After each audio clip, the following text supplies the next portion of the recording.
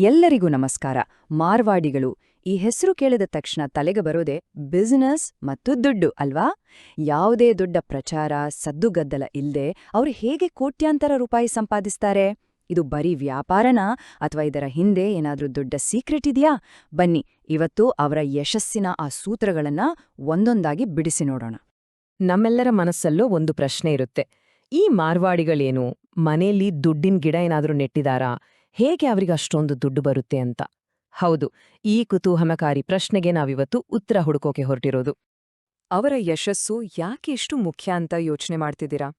ನಾವು ದಿನ ಓದೋ paper, times group, online shopping ಮಾಡೋ ಫ್ಲಿಪ್ಕಾರ್ಟ್, ಮೈಂತ್ರಾ ಅಷ್ಟೇ ಯಾಕೆ, JSW, ರೇಮನ್ಸ್ ಹೀಗೆ ಭಾರತದ ಎಕಾನಮಿಯ ಪ್ರತಿಯೊಂದು ಮೂಲೆಯಲ್ಲೂ ಅವರ ಹೆಜ್ಜೆ ಗುರುತುಗಳಿವೆ.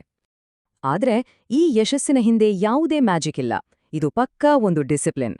ತಲೆಮಾರುಗಳಿಂದ ಅವರು ಪಾಲಿಸಿಕೊಂಡು ಬಂದಿರೋ ಒಂದು ಕಟ್ಟುನಿಟ್ಟಾದ ಮತ್ತು ಕಾಲದಿಂದ ಪರೀಕ್ಷಿಸಲ್ಪಟ್ಟ ಆರ್ಥಿಕ ಶಿಸ್ತು.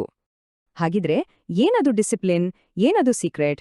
ದೆಹಲಿಯ ಚಾರ್ಟರ್ಡ್ ಅಕೌಂಟೆಂಟ್ ನಿತಿನ್ ಕೌಶಿಕ್ ಅವರು ಹೇಳ್ತಾರೆ, ಇವರ ಸಂಪತ್ತಿನ ಅಡಿಪಾಯವೇ 7 ಶಕ್ತಿಶಾಲಿ ಸೂತ್ರಗಳ ಮೇಲೆ ನಿಂತಿದೆಯಂತೆ. ಆ 7 ಸೂತ್ರಗಳು ಇಲ್ಲಿವೆ ನೋಡಿ. ಮೊದಲನೇದು, ಅಸಲಿಗೆ ರಕ್ಷಣೆ. 2, ಯಾವುದೇ ಇಮೋಷನಲ್ ಅಟ್ಯಾಚ್ಮೆಂಟ್ ಇರಬಾರ್ದು. 3, cash is king. 4, slow and steady growth. 5, cash flow ಮೇಲೆ ಫೋಕಸ್. 6, lifestyle control. ಕೊನೆಗೆ 7ನೇದು, ಇನ್ವೆಸ್ಟ್ಮೆಂಟ್ ಬೋರಿಂಗ್ ಆಗಿರ್ಬೇಕಂತೆ. ಕೇಳೋಕೆ ವಿಚಿತ್ರ ಅಲ್ವಾ? ಆದ್ರೆ ಪ್ರತಿಯೊಂದರಲ್ಲೂ ಒಂದು ಆಳವಾದ ಅರ್ಥ ಇದೆ. ಬನ್ನಿ ಒಂದೊಂದಾಗಿ ನೋಡೋಣ. ಸರಿ, ಮೊದಲು ಭಾಗ 1, ಸಂಪತ್ತಿನ ಕಟ್ಟಡಕ್ಕೆ ಅಡಿಪಾಯ ಹಾಕೋ ಮೊದಲು 3 ಸೂತ್ರಗಳ ಬಗ್ಗೆ ತಿಳ್ಕೊಳ್ಳೋಣ. ಇವೆ ನೋಡಿ ಅವರ ಆರ್ಥಿಕ ಭದ್ರತೆಯ ಅಡಿಗಲ್ಲುಗಳು. ಮೊದಲನೇ ಮತ್ತು ಬಹುಶಃ ಎಲ್ಲಕ್ಕಿಂತ ಮುಖ್ಯವಾದ ಸೂತ್ರ, ಅಸಲು ಹಣದ ರಕ್ಷಣೆ. ಅಂದ್ರೆ ಲಾಭದ ಬಗ್ಗೆ ಆಮೇಲೆ ಮಾತಾಡೋಣ, ಮೊದಲು ನಾವು ಹಾಕಿರೋ ಬಂಡವಾಳ, ನಮ್ಮ ಅಸಲು, ಅದರಲ್ಲಿ 1 ಪೈಸೆನೂ ಕಳ್ಕೋಬಾರ್ದು. ಇದು ಅವರ ಮೊದಲನೇ ನಿಯಮ. ಈ ಸ್ಲೈಡ್ ನೋಡಿ, ಅವರ ಮೈಂಡ್ಸೆಟ್ ಹೇಗೆ ಬೇರೆ ಇದೆ ಅಂತ ಗೊತ್ತಾಗತ್ತೆ. ಸಾಮಾನ್ಯವಾಗಿ ಜನ ಕೇಳೋದು ಎಷ್ಟು ಪ್ರಾಫಿಟ್ ಬರುತ್ತೆ ಅಂತ, ಆದ್ರೆ ಅವರು ಕೇಳೋದು ನನ್ನ ಅಸಲು ಸೇಫ್ ಇದೆಯಾ? ನೋಡಿ, ಈ ಒಂದೇ ಒಂದು ಪ್ರಶ್ನೆ ಅವರ ಯಶಸ್ಸಿನ ಮೊದಲ ಹೆಜ್ಜೆ. 2ನೇ ಸೂತ್ರ, ಹೂಡಿಕೆ ಮೇಲೆ ಯಾವುದೇ ಭಾವನಾತ್ಮಕ ಸಂಬಂಧ ಇಟ್ಕೋಬಾರ್ದು.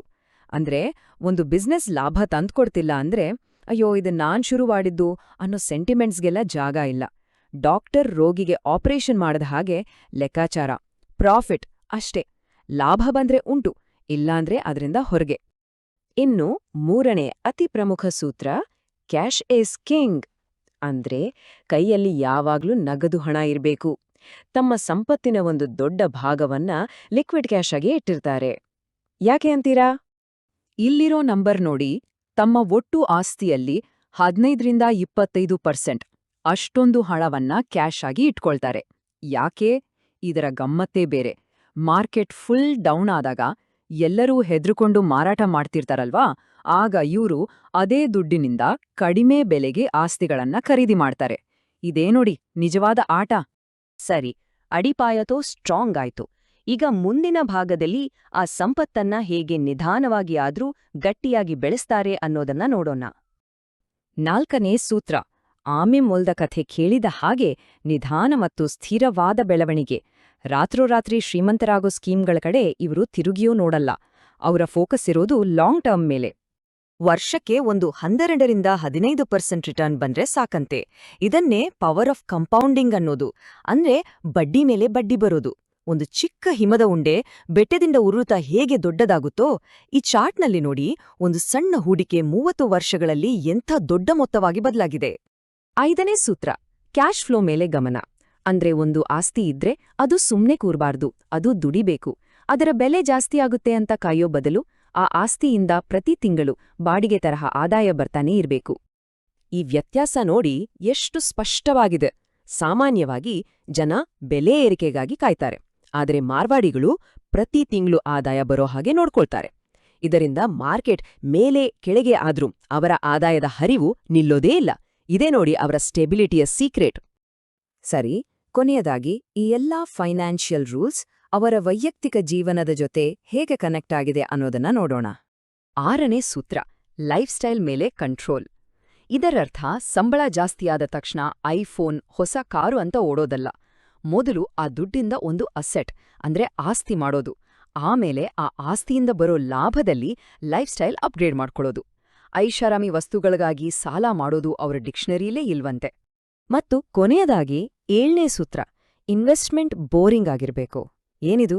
ಅಂದ್ರೆ ಪ್ರತಿದಿನ ಶೇರ್ ಮಾರ್ಕೆಟ್ ನೋಡ್ತಾ ಟೆನ್ಷನ್ ಮಾಡ್ಕೊಳ್ಳೋದು ಇನ್ವೆಸ್ಟ್ಮೆಂಟ್ ಅಲ್ಲ. ಒಂದು ಒಳ್ಳೆ ಗಿಡ ನೆಟ್ಟು ಅದಕ್ಕೆ ನೀರ್ ಹಾಕಿ ಅದು ತಾನಾಗೆ ಬೆಳೆಯೋಕ್ ಬಿಡ್ಬೇಕು. ಅದೇ ರೀತಿ ಒಮ್ಮೆ ಚೆನ್ನಾಗಿ ರಿಸರ್ಚ್ ಮಾಡಿ ಇನ್ವೆಸ್ಟ್ ಮಾಡಿ ಆಮೇಲೆ ತಾಳ್ಮೆಯಿಂದ ಕಾಯೋದು. ಇದೇ ಅವರ ಮಂತ್ರ.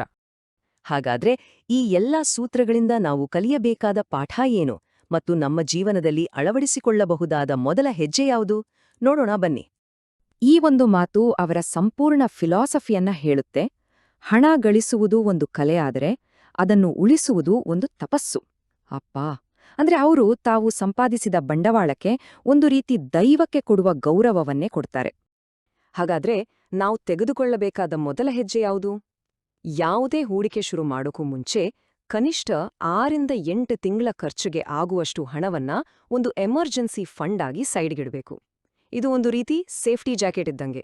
ಇದು ಇದ್ರೆ ಹೂಡಿಕೆ ಮಾಡುವಾಗ ಬೇಕಾದ ಧೈರ್ಯ, ಮನಸ್ಸಿಗೆ ಬೇಕಾದ ನೆಮ್ಮದಿ ಸಿಗತ್ತೆ.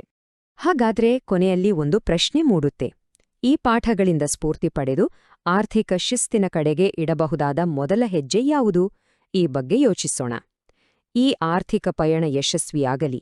ಮುಂದಿನ ವಿಶ್ಲೇಷಣೆಯಲ್ಲಿ ಮತ್ತೆ ಭೇಟಿಯಾಗೋಣ. ನಮಸ್ಕಾರ.